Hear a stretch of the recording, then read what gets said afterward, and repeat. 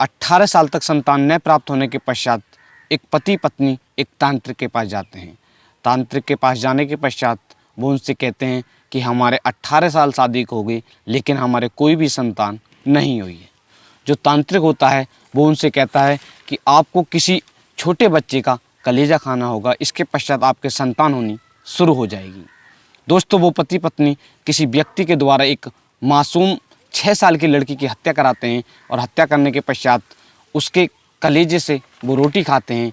Hello नमस्कार साथियों, मैं केशव सैनी आपके सामने एक नई स्टोरी लेकर आया हूँ। दोस्तों, आज की जो कहानी है वो है कानपुर की। उत्तर प्रदेश में एक ज़िला पड़ता है कानपुर, और उस ज़िले में एक थाना पड़ता है घाटमपुर, और उस थाने में एक गांव पड़ता है भद्रस। उस गांव का रहने वाला एक व्यक्ति होता है, जिस व्यक्ति का नाम होता है परशुराम। दोस्तों, जो परशुराम होते हैं उनकी सन 2002 में उनकी सुनैना नाम की एक लड़की के साथ शादी होती है। शादी होने के 18 साल तक उनके कोई भी संतान नहीं होती है। वो अपनी पत्नी का इलाज भी कराते हैं मगर उन्हें कोई भी संतान की प्राप्ति नहीं होती है। इसके पश्चात वो एक तांत्रिक के पास जाते हैं और तांत्रिक के पास जाकर अपनी जो समस्या होती है उसको बताते हैं। जो तांत्रिक होता है वो कहता है कि आपके संतान पैदा होनी शुरू हो जाएगी लेकिन आपको किसी मासूम बच्चे का जो कलेजा होता है उसको खाना होगा। वो दोनों उस तांत्रिक की बात को मान लेते हैं और मानने के पश्चात वो अपने घर चले जाते हैं। घर जाने के पश्चात वो इस पूरी कहानी के बारे में, जो उनका एक भतीजा होता है जिस भतीजे का नाम होता है अंकुल, उसको बताते हैं और उसे कुछ लालच देते हैं जिससे वो किसी मासूम बच्ची या बच्चे की हत्या कर सके। उस मासूम को वो 1500 रुपये देते हैं, 1500 रुपये का लालच देते हैं। वो मासूम 500 रुपये खुद रखता है और 1000 रुपये अपने दोस्त को देता है और किसी मासूम बच्चे को मारने की प्लानिंग बनाते हैं। 14 नवंबर सन 2020 दिवाली के दिन शुक्रवार था। उस दिन दिवाली के दिन शाम के समय एक लड़की होती है छोटी सी 6 साल की, वो अपने घर के पड़ोस में ही बच्चों के साथ पटाखे छोड़ रही थी।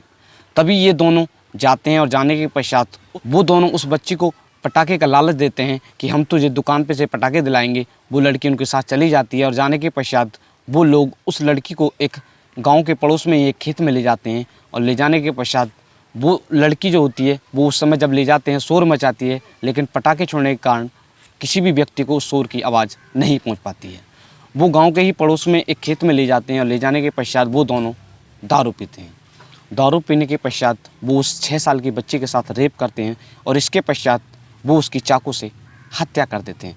हत्या करने के पश्चात उसके जो शरीर के कुछ पार्ट्स होते हैं उनको निकालते हैं और निकालने के पश्चात वो उसको अपने चाचा, जिसका नाम होता है परशुराम, उसको दे देते हैं।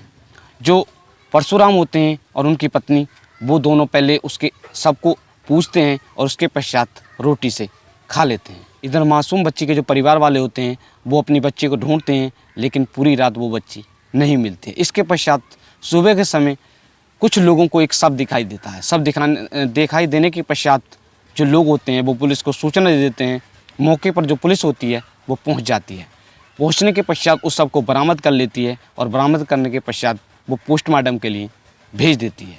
इसके पश्चात जो मासूम बच्ची के पिताजी होते हैं वो थाने में तहरीर देते हैं और उसमें अंकुल, बंसलाल और कमल राम और बाबूराम, इन सभी लोगों के खिलाफ हत्या की तहरीर देते हैं। इधर इसकी सूचना उत्तर प्रदेश के जो मुख्यमंत्री होते हैं श्रीमान योगी आदित्यनाथ, उनको लगती है तो वो पीड़ित परिवार के प्रति शोक संवेदना जताते हुए 5 लाख रुपए की राहत राशि देने का ऐलान करते हैं और इस केस का जल्दी से जल्दी जो अपराधी हैं उनको गिरफ्तार करने का आदेश देते हैं। इसके पश्चात उसी रात के लगभग 10 बजे उस क्षेत्र के जो विधायक होते हैं उपेंद्र पासवान, वो पीड़ित परिवार के वहाँ पर पहुँच जाते हैं और पहुँचने के पश्चात वो 5 लाख रुपये का जो चेक था, जो हमारे मुख्यमंत्री हैं योगी आदित्यनाथ, उन्होंने जो घोषित कर दिया था, वो उस चेक को देते हैं।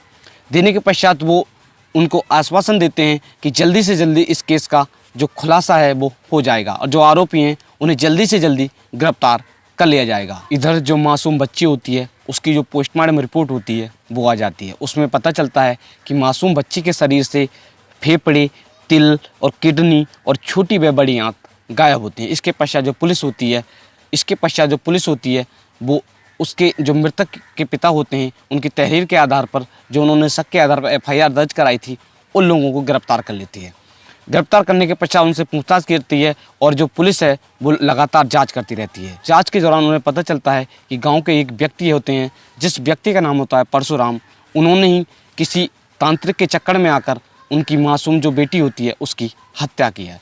पुलिस उसको गिरफ्तार कर लेती है। गिरफ्तार करने के पश्चात जो परशुराम होते हैं उनसे पूछताछ करती है, तो वो पहले इधर उधर की बातें करते हैं और इसके पश्चात वो इस पूरी कहानी के बारे में बताते हैं। इसके पश्चात जो पुलिस है वो परशुराम की पत्नी, जिसका नाम होता है सुनैना, और बीरेन और अंकुल, चारों को गिरफ्तार कर लेती है।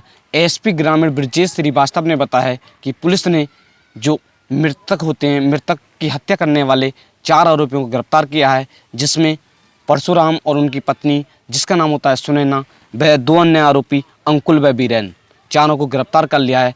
गिरफ्तार करने के पश्चात इनको जेल भेज दिया गया है और इनके पास से जो इस हत्याकांड में चाकू जो होता है, चाकू का प्रयोग किया गया था, उसको भी बरामद कर लिया है। अधिवक्ता प्रदीप कुमार सिंह ने बताया है कि 3 साल के पश्चात 16 दिसंबर सन 2023 को अदालत द्वारा बच्ची की हत्या के मामले में 4 लोगों, जो आरोपी होते हैं 4, उनको उम्र कैद की सज़ा सुनाई है, जिसमें एक पति पत्नी होते हैं, जिसमें पति का नाम होता है परशुराम और पत्नी का नाम होता है सुनैना, और 2 अन्य व्यक्ति होते हैं, जिस व्यक्ति का नाम होता है, एक का नाम अंकुल होता है और दूसरे व्यक्ति का नाम वीरेन होता है।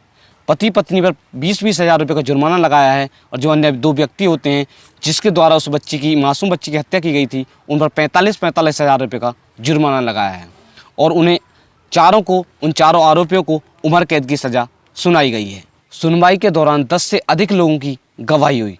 कोर्ट ने साफ साफ कह दिया है कि ये जो चारों आरोपी हैं, इन पे जो जुर्माना लगा है, ये टोटल उसके जो पिता होते हैं, जो मासूम बच्ची जिसकी हत्या की गई थी, उसके पिता को ये टोटल जुर्माना 1,30,000 रुपये बैठ रहा है, वो उनको दे दिया जाएगा। ये जुर्माना तभी दिया जाएगा जब आरोपी द्वारा जो जुर्माना है वो जमा किया जाएगा। मासूम बच्ची के परिजनों का कहना है कि उनको फांसी होने की उम्मीद थी, मगर कोर्ट के द्वारा आजीवन कारावास की उन चारों आरोपियों को सज़ा दी गई है।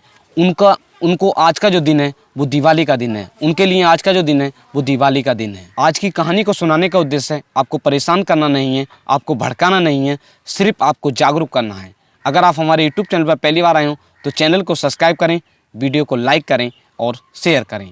दोस्तों, आज की जो कहानी है हमने इसको तैयार किया है Amar Ujala news, Dainik Bhaskar news, Hindustan news, ABP news, India news और अमृत विचार न्यूज़, इन सभी न्यूज़ से मिलकर इस कहानी को तैयार किया है, जिसका लिंक आपको वीडियो के डिस्क्रिप्शन में मिल जाएगा। तो दोस्तों, मिलते हैं नेक्स्ट कहानी के साथ।